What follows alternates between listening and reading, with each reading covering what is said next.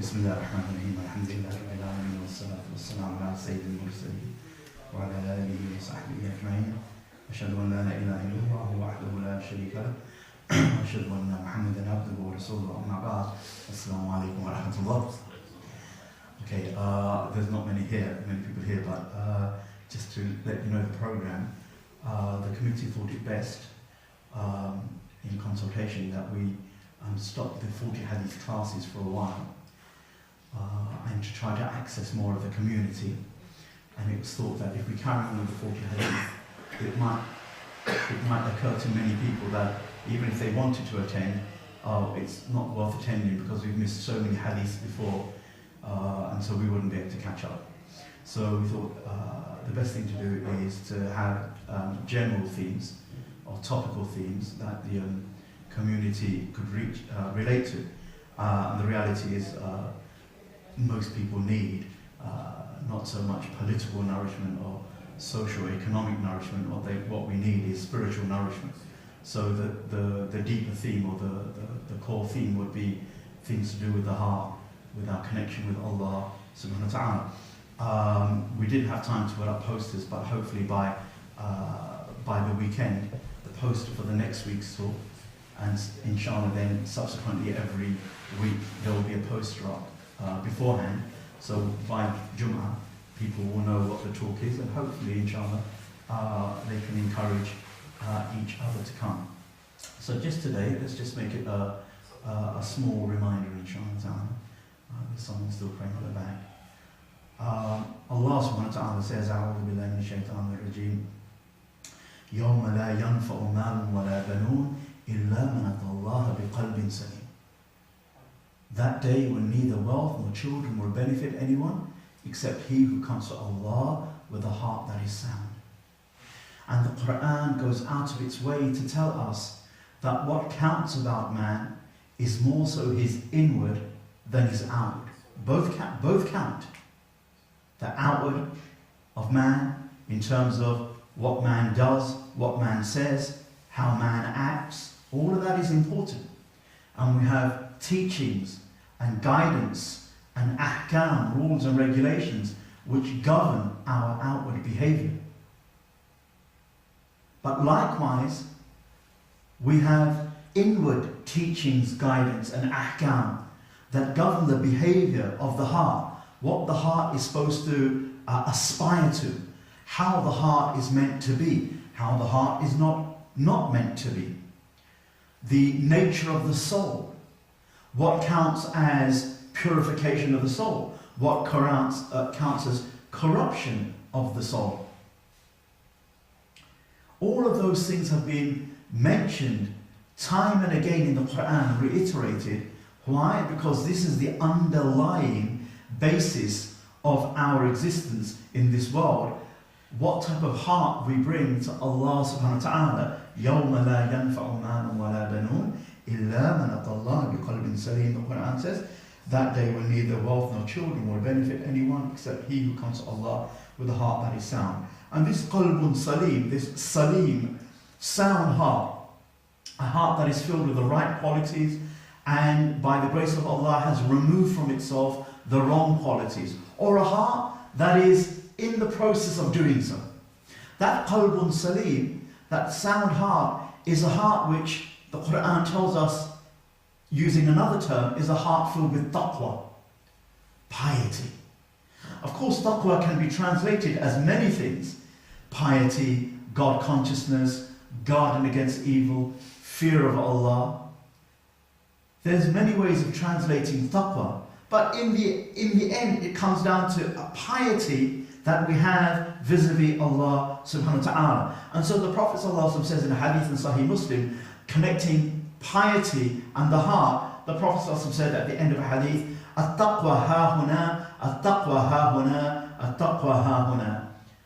Taqwa is here, taqwa is here, taqwa is here, piety is here. And he pointed to his chest 3 times, telling us that piety starts inwardly and then it is expressed and manifested outwardly. If piety shows itself outwardly but it's not there inwardly, then the Quran calls that nifaq. hypocrisy. Piety, but if piety is there in the heart and it begins to show itself outwardly, then that is what the Quran defines as iman, faith, and also amal salih, righteous actions that come from a sound heart. So at-taqwa ha-huna, the Prophet ﷺ said, pointing to the importance of the heart. In hadith in the Sunan of Ibn Majah, a very beautiful hadith in which the Prophet ﷺ said, Ayyu nasi afdal, who is the best of people? And they said, Ya Rasulullah, tell us, who is the best of people? He said in response to that, Kullu qalbin makhmoom, everyone who has purity of heart. Everyone who has purity of heart. And they said, well, what does it mean to have purity of heart? He said, so what is the qalbul makhmoom? What is this pure heart? He said, هو التقي النقي الذي لا إثم فيه ولا بغي ولا حسد. It is a heart, هو التقي, it's a pious, naqi, clean heart, الذي لا إثم فيه, in which there is no sin, ولا بغي, and no aggression or harming other people, ولا حسد, and no envy, jealousy, spite or rancor against others. A sound heart is not what we imagine a heart to be sound. Oh, well, I think I have a sound heart. Otherwise, nearly every, barring the worst mass murderer, most people will say about themselves, oh, my heart is sound. A lot of the times, we get into a dilemma as Muslims, or sometimes we hear this dilemma that, brother, let's pray Isha, let's pray Dhuhr, or whatever it be. Yeah, I just give it a miss. Brother, and then you kind of like, and you may hear the response, but yeah, but my heart is sound. My heart is clean. In Islam, it's not left to us to determine whether our heart is clean or not. Beliefs and outward actions begin to help us determine how clean or not our hearts are. Of course, only Allah subhanahu wa ta'ala truly knows our hearts. But there are certain things, certain beliefs, certain actions of the heart, certain actions of the limbs that give us an indication whether our hearts are sound or not. And so, many, if not all of you, will be aware of the hadith of the Prophet ﷺ in which he said, أَلَا إِنَّ فِي الْجَسَدِ مُضْغَةً إِذَا صَلَحَتْ صَلَحَ الْجَسَدُ كُلُّهُ وَإِذَا فَسَدَتْ فَسَدَ الْجَسَدُ كُلُّهُ أَلَا وَهِيَ الْقَلْبُ. There's a piece of flesh in the body. If that piece of flesh be whole and sound, all of the body is whole and sound. If it be diseased or corrupted, all of the body is diseased and corrupted. Ala wahiya al-qalb, truly that piece of flesh is the heart. Meaning that if the inward is good, the outward will reflect that inward good. If the outward is good, and it's not for show, then inshallah it's because of some inward good. If the outward is bad, then that is reflecting the evilness or the sin of the inward heart. When the heart has sins, sooner or later it will show on our limbs, in what we say, in what we do. If the heart has piety and faith, sooner or later it will show on what we do. I'm not meaning to embarrass anyone here, but here one of the brothers, just in case there's some sisters upstairs, one of the brothers is wearing a lovely white turban and a lovely white qamis, okay? And the whiteness reflects the sunnah of the Prophet ﷺ, the turban reflects the sunnah of the Prophet ﷺ. Now, of course, a person could do that for show, okay? But generally in a country such as this, in which there is so much opposition just to show your outward Islam, and where most of us cave in to maybe hide our Islam, okay, or at least minimize our outward Islam, when someone kind of dresses like that, or dresses in a niqab, generally it's out of commitment and yaqeen. If, of course, we were living in a majority Muslim land in the old days, in which it was quite normal to dress like that, and in that case, it's easy to, hypocrisy will be easier to show. Why? Because that is the dominant culture. If, in order for me to progress materially, if I don't show some kind of outward identity, I might not get high up in the world. But in this day and age, anyone who outwardly displays Islam is, at least as a Muslim minority, then it's more than likely, inshallah, out of some commitment to Iman and to some level of conviction or yaqeen. Point being is, what does that outward tell us? It tells us something about the person's inward. Okay? Because the outward reflects the inward. And the inward reflects the outward. This is something which I've emphasized time and again through the classes. But it's something really important. Why? Because not so much how other people judge us, but just to see our own connection with Allah subhanahu wa ta'ala. Because, for example, if, hold on, I'm not outwardly praying the prayer, a Muslim is not outwardly praying the prayer, and he or she is not fasting the fast, and he or she missed the zakat, and he or she, then that's a kind of a way of gauging my relationship with Allah subhanahu wa ta'ala. It's not, oh, well, is it good or bad? It's bad, because I'm missing certain key obligations in which the Prophet ﷺ said that Allah said, no servant my servant doesn't draw closer to me with anything more beloved to me than the fara'id, than the obligatory duties I have enjoined on him. So if a Muslim is deficient in the fara'id, in the basic obligations of the day of daily life, then that actually reflects on how much love of Allah subhanahu wa ta'ala is there in the heart of that individual person. Of course, we can't say that there is no love of Allah subhanahu wa ta'ala in the heart, but there is not that level of love, of that intensity of love that Allah is pleased with, that at least makes us do the obligations. Some other love has eclipsed the love of Allah. Whether it's the love of being lazy and being lazy with my body, whether it's the love of money which takes me away from prayer, whether it's the love of watching football, whether it's the love of entertainment and TV, whatever it is, some love has pulled me away from the love of Allah subhanahu wa ta'ala. How do I know? Because prayer, fasting, and those outward actions were, outward obligatory actions were markers, indicators as a test of my love.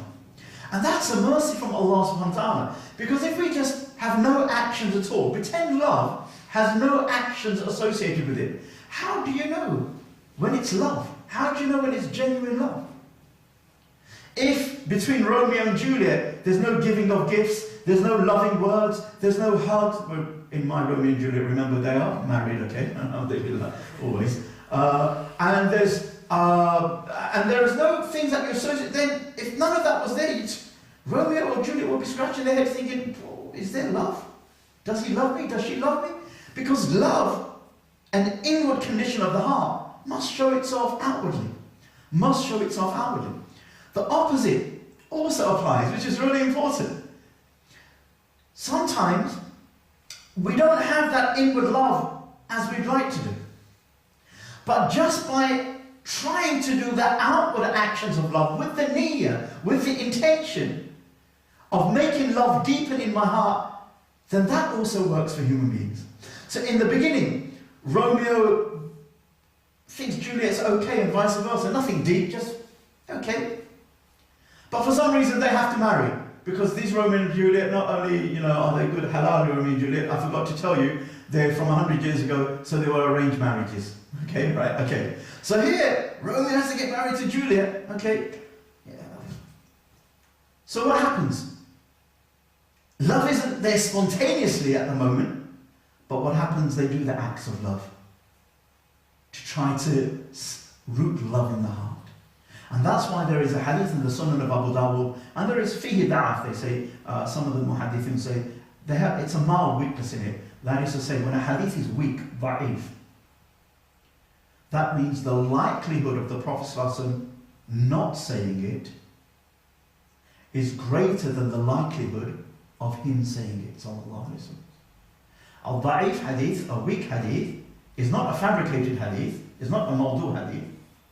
It's just that the probability of the Prophet ﷺ saying it is less than the probability of him not saying it. Whereas a Sahih Hadith, the probability of him saying it is far greater than he not saying it. And if it's one of the Hadith which is related by Bukhari and Muslim, muttafaqun alayh, then it's like almost 100% that he sallallahu alaihi wasallam said it, if not the 99.5 or 99.9 or something like that. So in this mildly weak hadith, in which the scholars say the meaning is true, even if it's not a sound hadith, it says, hadith in Abu Dawud, when you read the Quran, weep, cry. And if you cannot cry, make yourself cry.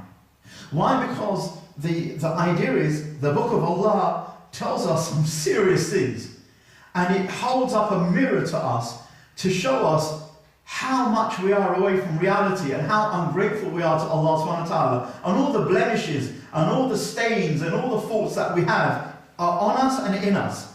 That's enough to make any human being cry. Okay? So it's very difficult to read the Book of Allah and, you know, jump up and down and do somersaults, because it's serious. It's a serious message. A message of eternal damnation or eternal salvation in the presence of Allah subhanahu wa ta'ala. And so there is a sobriety, a soberness, rather than a frivolity, a bit like graveyards. Okay, when we go to a janazah, let's say, or a burial, and we go to a graveyard, or whether it's Gardens of Peace or whether it's Folly Lane or wherever it be, then a graveyard, just by the nature of it being associated with death, grief, loss of beloved ones, you go into a graveyard and it's not the right thing to joke around. So they say in the books of fiqh, it's makruh, it's disliked to laugh and be frivolous in a graveyard. Why? Because there is an ibrah, a lesson to learn. Reminder of death, reminder that we'll all be in this state, reminder of judgment, reminder that this world isn't eternal, it's ephemeral, in fact. So there are so many lessons and reminders which we cannot forget by being frivolous and a bit jokey. And I'm not saying if someone cracked a smile, that's it, khalas. But it's not the way to just be so frivolous. Okay, the Muslim tries to take a lesson. So likewise, the Quran has that soberness to it. So in this hadith, when you read the Quran, weep. And if you cannot, then make yourself weep.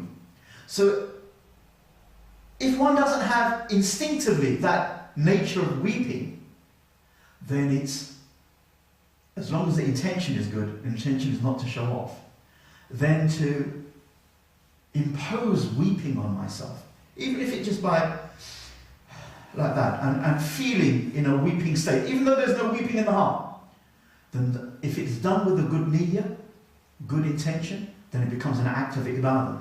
And Allah subhanahu wa ta'ala, in His mercy, will begin to change that outward state and make it an inward reality. The same with love, mahabbah. In the beginning, we teach ourselves, we even teach our children, this is the sunnah of the Prophet ﷺ, love the Prophet ﷺ, and they're just outward acts. But when a child is 7, 10, 12, even 15, 18, could even be 30, even more. A lot of the times our outward following of the sunnah doesn't come from an inward love.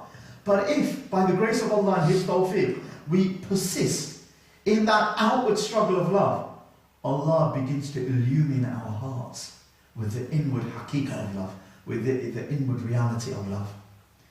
So doing something, imposing something outwardly can settle inwardly. You go to a new job, you don't like the guys that you're working with, but in the end, this is your job, it's fairly permanent, let's just assume it's permanent. Or you move into a house and you've got neighbours, okay, and you didn't realise that they're a bit annoying, but now you've moved, and it's difficult to get up and move again. What will you do? You'll impose some type of civility and friendship. It could turn out that imposing it then becomes a reality, as happens so many a time. So outward actions mustn't be underestimated. But it seems like the ulama, the arbab al-qulub, the spiritual masters and our scholars say, it seems like the problem is not that we are not taught about outward actions. We are. Every mosque, every pulpit teaches about outward actions. But there isn't enough teachings of those outward actions must be internalized. Those outward actions, the amal al-zahir, must be internalized. The prayer, as I'm outwardly bowing down, bowing my forehead on the ground, let my heart also make sajda to Allah subhanahu wa ta'ala. As I'm outwardly purifying my money through giving 2.5% of it, extra of it in zakat, let my heart be purified from greed and stinginess, and let my heart be purified through shukr, gratitude to Allah, that He made me one of those people who has enough money to give zakat. Imam al-Ghazali rahmatullahi alayhi has a really wonderful thing in the Ihya. He says one of the adab of zakat, one of the etiquettes of giving zakat, and it's a really amazing thing, is that the one who receives the zakat should be thankful to the one who gives. That's understandable, okay? The one who receives should be grateful to the one who gives. But Imam al-Ghazali adds to that, the one who gives zakat should be grateful to the one to whom he gives it. Why? Who's doing who a favor?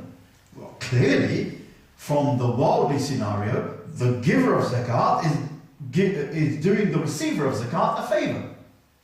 But Imam al-Ghazali says, flip it on its head. Zakat, when you give it, becomes a great act of ibadah, worship. One of the 5 pillars of Islam.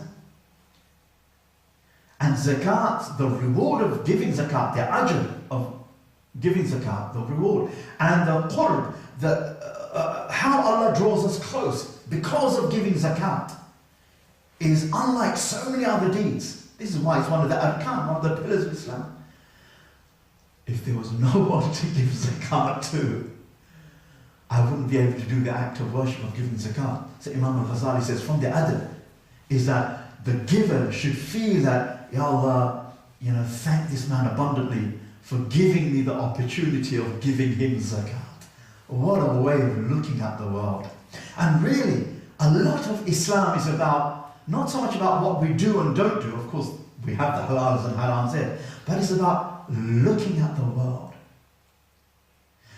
Looking at the world. Do we see the cup half empty or half full? Do we see Allah's blessings or Allah's rahmah in every circumstance? Or do we only see it when the ahlul zahir, when the outward people see it, we also see it? But actually, when the ahlul iman, the ahlul haqa'iq, the ahlul batin, when the people of inward realities and inward faith see things, we don't see it.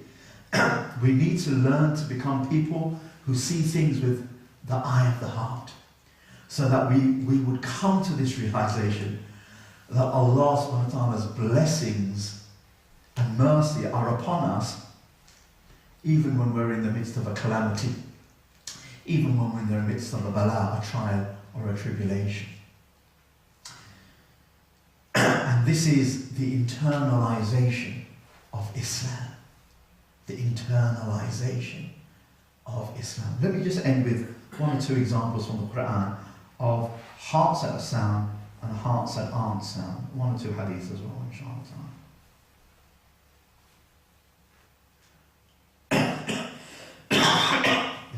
Still have this cough from last time. Let me just get to the right page. So, a few examples. We're talking about a sound heart, a heart with good intentions or bad intentions, because the Prophet said, "Innama al-a'malu bin-niyyat wa innama likulli imrin ma nawa." Hadith number 1 of the 40 hadith of Imam Nawawi. Actions are judged by intentions, and every person will have that which they intended. So whoever's migration was for Allah and His Messenger, his migration was for Allah and His Messenger. Whoever's migration was for some worldly reason, or to take some woman in marriage, and their migration was for that which they intended. Let's say the masjid is really, really full, okay, and then someone comes in and they sit down in this gathering, but their intention is they're going to meet someone at such and such a time in the mosque. Then they won't get the same rewards. Okay, generally, outwardly, they won't get the same rewards as the ones whose intention is to come and learn ilm or to come and be reminded of knowledge to be connected to Allah subhanahu wa ta'ala. Of course, Allah in His mercy, on some occasions we learn in the hadith, even the one who joins for a different reason will sometimes be given the same reward. But that's out of Allah's fadl, out of Allah's grace. But normally, إِنَّمَا الْأَعْمَالُ بِالنِّيَّةِ, if someone's come here with an intention not to seek knowledge, they may get some reward of being in a gathering, but they won't get the reward as the one who has come here with that particular intention. So intentions count a lot. And so in the Quran, Allah subhanahu wa ta'ala gives us the example of Qabil and Habil, Cain and Abel, the two sons of Adam. Allah subhanahu wa ta'ala says, وَاتْلُ عَلَيْهِمْ نَبَعَ أَبْنَاءَ عَادَمَ بِالْحَقِّ. Recite unto them the truth of the tale of the story of the two sons of Adam. If قَرَّبَا قُرْبَانًا, when each of them offered a sacrifice, فَتُقُبِّلَ مِنْ أَحَدِهِمَا وَلَمْ يُتَقَبَّلْ مِنَ الْآخِرِ, and he accepted the sacrifice of one of them, but did not accept from the other. قَالَ, and then the other said, قَالَ لَأَقْتُلُنَّكَ, I am going to kill you. قَالَ إِنَّمَا يَتَقَبَّلُ اللَّهُ مِنَ الْمُتَّقِينَ, and the other said, and the first one said, Allah only accepts from those who have taqwa. So here, two brothers, but the heart of one isn't sound, and the heart of the other is sound. The heart of the older, Cain, Qabil, isn't sound. It's filled with enmity and jealousy. Why did Allah accept from him my younger, who hasn't even been around as long as me, probably isn't as strong as me, probably hasn't suffered as much as I have in life? Why has Allah accepted qubuliyah from him and not from me? Why? And jealousy and rancor and spite, so much so that this particular nafs, it didn't just have jealousy and spite, it had that anger to the degree, I am going to kill you.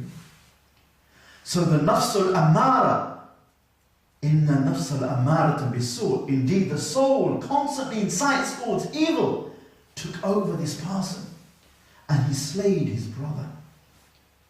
And we know elsewhere in the Islamic teaching that every murder that is ever committed now, some of the share of that murder will go all the way back to this son of Adam, who initiated this evil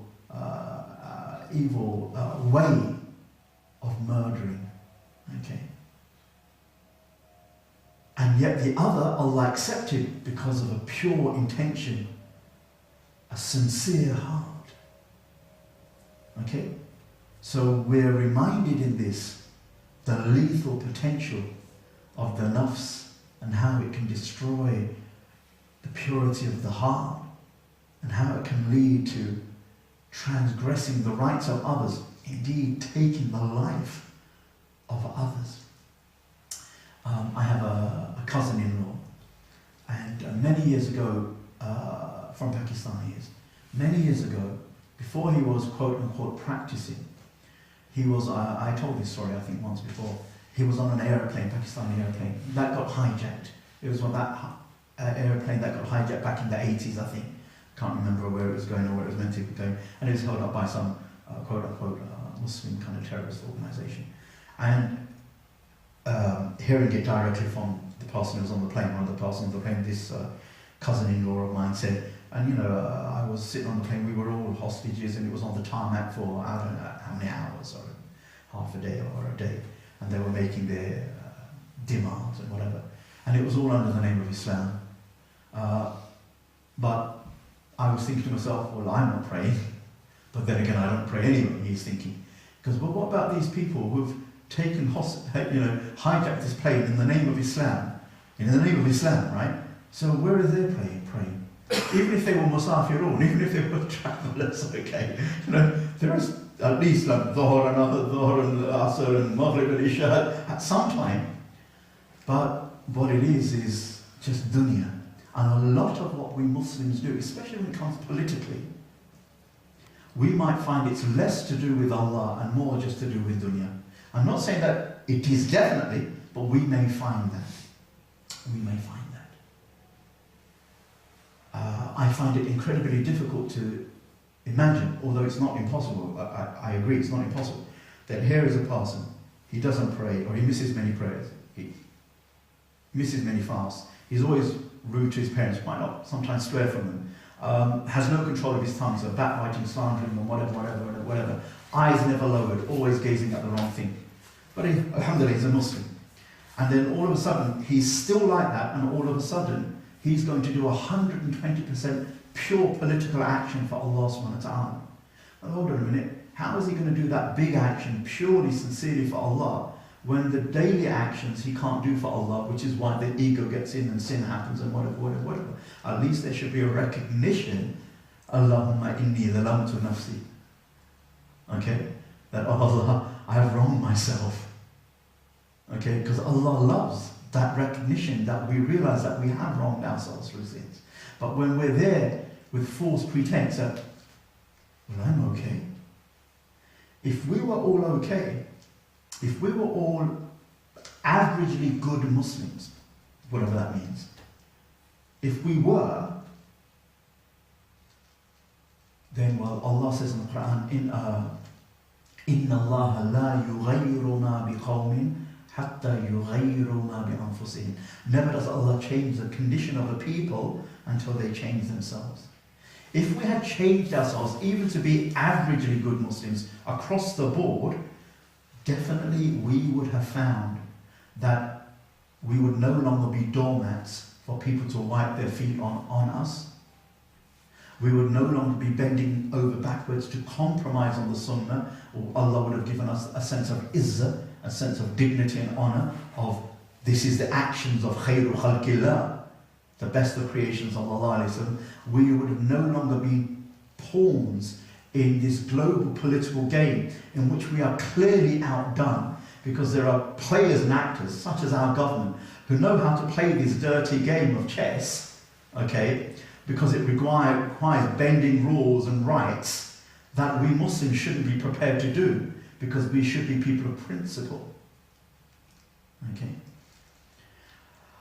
So here, Qabil Habli. One more example, two more examples from the hadith of what happens with hearts and their intentions. So a long hadith, but I'll simplify it. 3 men who got trapped in a cave, and a huge boulder rolled over the cave. Hadith in Sahih Bukhari and Sahih Muslim. A huge boulder rolled over the cave. So one imagines that it's a fairly small cave, and the boulder is there. Then give about 10 hours and whatever. Maybe there's no air left. Well, that's not what the hadith mentions. But the boulders over the cave, they can't get out. They're pushing and they can't get out. And so they say, well, let us make dua, because these are believers. Before the Prophet was sent, whatever believing community, it seems like it's the Banu Israel. Okay, so these are Muslims. So they say to each other, let us make dua to Allah. Okay, making tawassul to Allah with one of our good deeds. Seeking the means of approach to Allah, tawassul wasila to Allah, with one of our good deeds. Ya ayyuhalladhina amanu taqullaha wabtaghu ilayhi al-wasila. The Quran says, oh, you believe, have taqwa of Allah, wabtaghu ilayhi al-wasila, and seek the wasila, the means of closeness or the means of approach to Him. So this wasila tawassul, in this case, it's with outward action. So one of them said, Ya Allah, I used to serve my mother milk regularly before she slept, and then one time I got preoccupied. I went to get the milk and I got preoccupied. By the time I came back, I found my parents were asleep and I hadn't given them the milk. So I waited there all night just in case they woke up. SubhanAllah, look at the khidmah. Look at the service. I waited there all night in case they woke up to give them their milk, because I felt it wrong to go to sleep without giving them milk. But in the morning they awoke and here was the milk. Then he says, with that dua, Allahumma in kuntu fa'altu dhalika ibtigha'a wajhika. Oh Allah, if I did that act, seeking your face, sincerely for you, فَفَرِّجْ عَنَّا مَا نَحْنُ فِيهِ مِنْ هَذِهِ سَخَرٍ, then remove from us this difficulty which has been caused by this boulder blocking the way. فَانْفَرَجَتْ شَيْئًا لَا يَسْتَطِعُونَ الْخُرُوجَ مِنْهُ. And it moved a bit, but not enough for them to come out. And then the second of the third said, Oh Allah, there was this cousin of mine that, or this relative of mine, female relative, that I really liked. And she was very poor, and she got herself into a situation that she needed to ask money from me. And so I said, the man says, I said that I would give her money, providing that she gives herself to me. And she was in such a desperate situation that she agreed to this haram condition. And as I was approaching her, as men approach such situation, she said to me, "Fear Allah." And then suddenly it just dawned on me, God consciousness came into my heart, and I said, "Oh, what am I doing? This is haram." So I gave her the money and I said, "You don't even have to pay it back, and just go, Bismillah, whatever. Oh Allah, if I did that sincerely seeking your face, then remove this rock from us." And the rock moved even more, but not enough for them to come out. And then the third one said that I hired some workers, and they worked on my farm, and they finished the job, and I paid each of them as soon as they finished.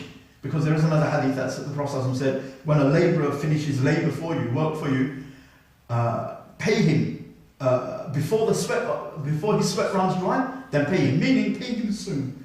Don't make him wait and wait and wait and wait. I remember in 1999 when I was in the Kingdom of Saudi Arabia, one of the common things I used to hear, I don't know if it's changed, in 1999, quite a while back, whenever I used to get in a taxi, and it used to be an Asian person in the taxi, the story used to always be the same. And initially I used to think, are they reading from the same story script? Is there a book that they will read from? Or is this really true? Is this really happening? And the story was basically, they're hired by someone, and they're working taxi, or they're working in a factory, or they're working somewhere, and they don't get paid for months on end, months on end, months on end. Yeah, the kafil doesn't pay, that's right. He does pay, but at his own leisure. It could be months and months and on whatever. Anyway, whether that's true or not, that is un-Islamic.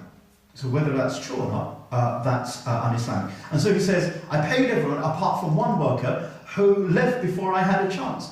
So this was his money, and I didn't know if he would return or not. And so I just invested it in buying some sheep and something like that. Years later, this man returned and he said, a long time ago I did some work for you, and I didn't actually collect my wages from you. So I'd like to collect my pounds and pennies. So he goes, yes, come with me. And he brought him to a huge field. And in this huge field there were cows and sheep and other livestock in abundance. And he said, this is your wages. He said, are you joking? Are you kidding me? Are you having a laugh? He goes, no. You left me, you didn't take your wages, I couldn't find you, I didn't know how to get the money to you, so I invested it, and over the years your investment ended up like this. SubhanAllah, what an honest person. So obviously the man's very happy, he takes his multiplied wages, and this man says, look, if I did that, Ya Allah, for your sake, seeking your face, then remove this calamity, this hardship from us, and the stone moved completely. Here we have an example of three people with with niyyahs which are sound and pure for Allah subhanahu wa ta'ala. Wabtaghi, ibtigha wajhillah, seeking the face of Allah subhanahu wa ta'ala. And then another hadith, flip that around, in the Sunan of Tirmidhi, in which the first three people, na'udhu to be thrown into the hellfire is a mujahid, an alim, and someone who gives sadaqah, charity. So the mujahid will be called, and in front of Allah, and Allah will say, and what did you do? Ya Allah, I fought for you, I fought in your path until I became a shaheed. And Allah will say, you lie, you only fought that it would be said about you, oh what a brave person, and that was said about you, and he will be dragged on his face into the fire. And then the alim, the qari, will come, and Allah will say, what blessings did you receive from me? I received the blessings of knowledge and Quran. And what did you do with it? I recited the Quran and I taught knowledge to the people for your sake. Kadhabt, you lie. You only did so it would be said of you, alim, what a scholar he is, and he'll be dragged on his face in the fire. And the same with the mutasaddiq, the one who gives charity, and he'll be dragged on his face in the fire. May Allah protect us. So here, three outward actions, just like in the other hadith, but it's coming from a heart that has wrong intentions. a heart that is full of dunya, a heart that is full of hubbul jah, love of honor, hubbul dunya, love of the world, seeking name and fame, na'udhu billah min dhalik. And so the outward action is there, outwardly it's good, but it comes from a heart that isn't sound. So the consequence is not a sound ending, it's a bitter ending of hellfire. And that is why, as much as we must teach ourselves and others outward actions, but along with that, we must teach how to internalize those actions and remind ourselves of trying to purify our hearts, because there is no good in outward actions that come from hearts with defective intentions or bad qualities in them, because it could nullify the deeds and the acts as we have seen. The last hadith that I'd like to mention, actually, if you permit me, I was going to stop there, but I think it will just complete it, I think, if inshallah, is the Prophet ﷺ saying in the authentic hadith. He said, إِنَّمَا الدُّنْيَا لِأَرْبَعَةِ نَفَرٍ. The world consists of 4 types of people. عَبْدٌ رَزَقَهُ اللَّهُ مَالًا وَعِلْمًا فَهُوَ يَتَّقِي فِيهِ رَبَّهُ. A person whom Allah grants, to whom Allah grants wealth and knowledge, فَهُوَ يَتَّقِي فِيهِ رَبَّهُ, by which he fears his Lord. وَيُسِلُّ فِيهِ رَحِمَهُ, and by which he joins the ties of relation. It literally means joins the ties of the womb, but joins the ties of, he does good, starting with relatives and others. And he joins the ties of relation. وَيَعْلَمُ لِلَّهِ فِيهِ حَقٍّ, and he realizes that in this knowledge and in this wealth which I've been given, Allah has a haqq upon me, a right upon me. فَهَذَا بِأَفْضَلِ الْمَنَازِلِ. For this person, he has the best of ranks, best manzila, best place, best of places. And then he said, the second person, وَعَبْدٌ رَزَقَهُ اللَّهُ عِلْمًا وَلَمْ يَرْزُقْهُ مَالًا. And the second person to whom Allah gives knowledge, but not wealth. فَهُوَ صَادِقُ النِّيَّةِ. But this person has a truthful intention. يقول لو أن لي مالا لعملت بعمل فلان فهو بنيته فأجرهما سوا. A person who has knowledge but he doesn't have wealth, but he has a truthful intention, and he says, "Oh Allah, if I were given does he have wealth or knowledge? Yeah, he doesn't have wealth. Oh Allah, if I was given wealth like such and such and such, I would spend it like such and such and such." So because of his intention, he gets a reward similar to the one who has actually spent. Because of his intention. Then the third type out of the 4, the third, the Prophet ﷺ said, Abdun رَزَقَهُ اللَّهُ مَالًا وَلَمْ يَرْزَقْهُ عِلْمًا. So a person to whom Allah gives not a wealth, but not knowledge. يَخْبَطُ فِي مَالِهِ بِغَيْرِ عِلْمٍ. So he kind of squanders his wealth, misuses his wealth because of being ignorant. وَلَا يَتَّقِي فِيهِ رَبَّهُ. And he doesn't fear Allah in it. وَلَا يَسِلُ فِيهِ رَحِمَهُ. And he doesn't join the ties of relationship with it. وَلَا يَعْلَمُ لِلَّهِ فِي حَقٍّ. And he doesn't know the rights of Allah subhanahu wa ta'ala concerning it. فَهَذَا بِأَخْبَثِ الْمَنَازِلِ. And he'll have the most wretched of places. He'll have the worst of places. And then finally, وَعَبْدٌ لَمْ يَرْزُقْهُ اللَّهُ مَالًا وَلَا عِلْمٍ. A person to whom Allah neither gives knowledge nor wealth. فَهُوَ يَقُولُ لَوْ أَنَّ لِي مَالًا لَعَمِلْتُ فِيهِ بِعَمْلٍ فُلَانٍ فَهُوَ بِنِيَّتِهِ فَوَزِرُهُمَا سَوَاءٌ. So he has neither wealth nor knowledge. And this person says, if I had wealth, I would spend it like that person, meaning like that bad person who doesn't realize the rights of Allah in it and uses it for good. So because of his intention, he will have the same recompense, the same punishment as the one who had the wealth and misused it. So all of these hadith are showing, of course they're showing, that some people have good endings and some people are bad. But why? Because of the niyyah, the intention. And what is the intention? Mahallul qalb. it starts from the heart, because the niyyah is first and foremost in the heart. Okay? And the niyyah, the intention, can be corrupted because of the corruption of the heart. If the heart is very jealous, if I'm really jealous or envious or I hate someone, I just see their face and you ask me, Allah, make dua for him. Even if I say, Allah, forgive him, it's just coming from the tongue. It's coming from, there's nothing in the heart. Allah, forgive him. Before you forgive him, give him the plague, is probably what I'm whispering under my breath. Like when we say, I've got a grudge on him, but I'll still say, Assalamu alaikum. I'm not asking Allah for peace and protection on him. It's just khalas.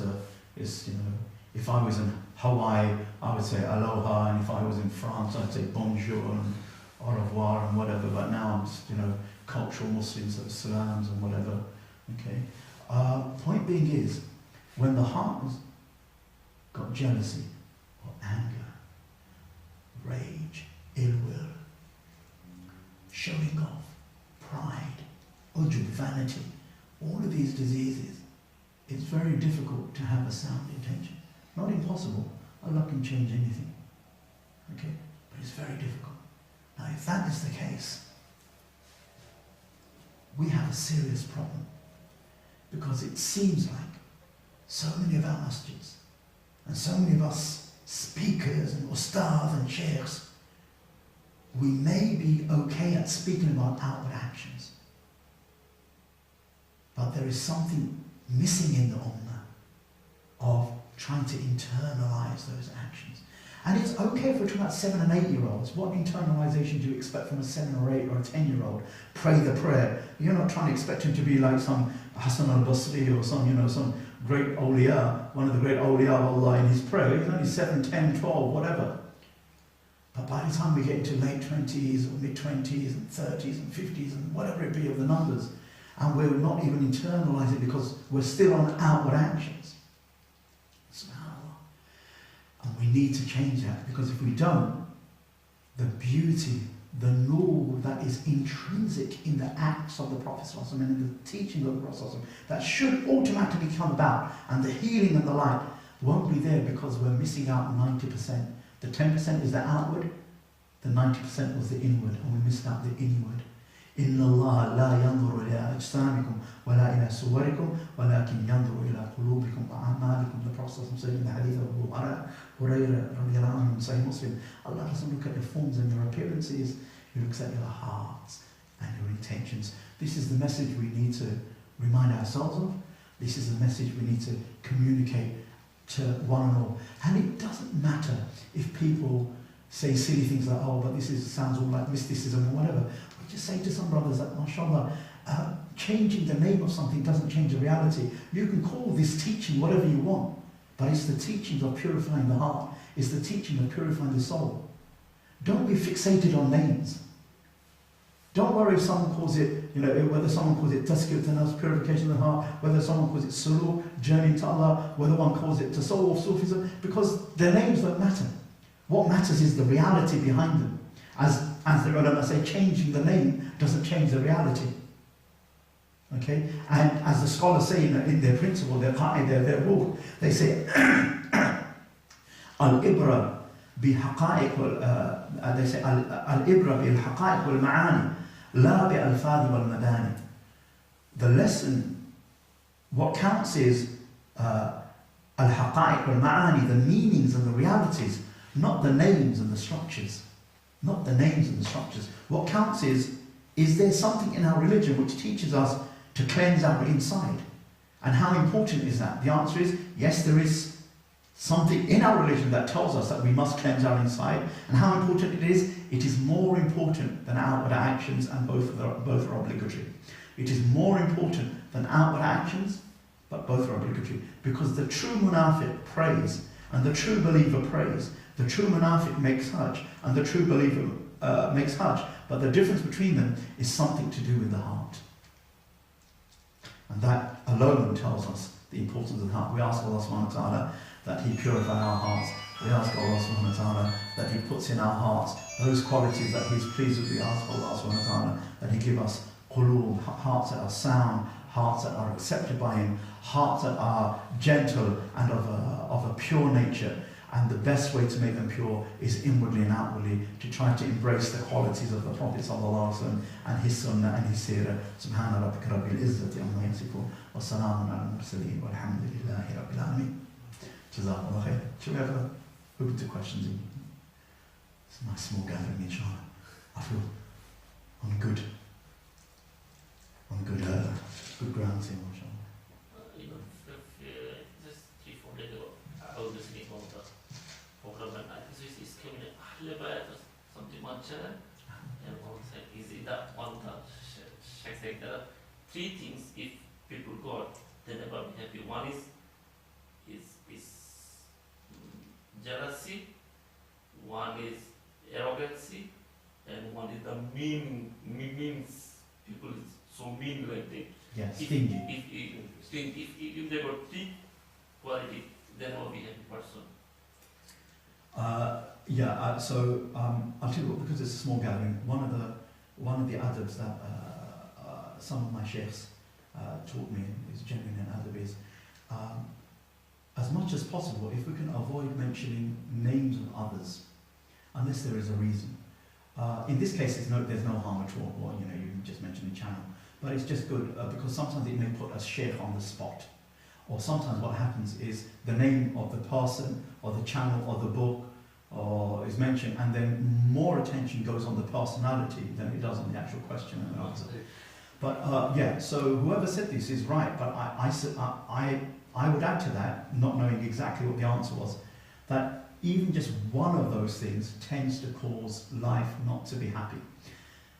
If a person has jealousy, if a person is arrogant, has pride, if a person is stingy, okay, bukhl, miserly, bukhl, kibr, and what was the first one? Hasad, okay.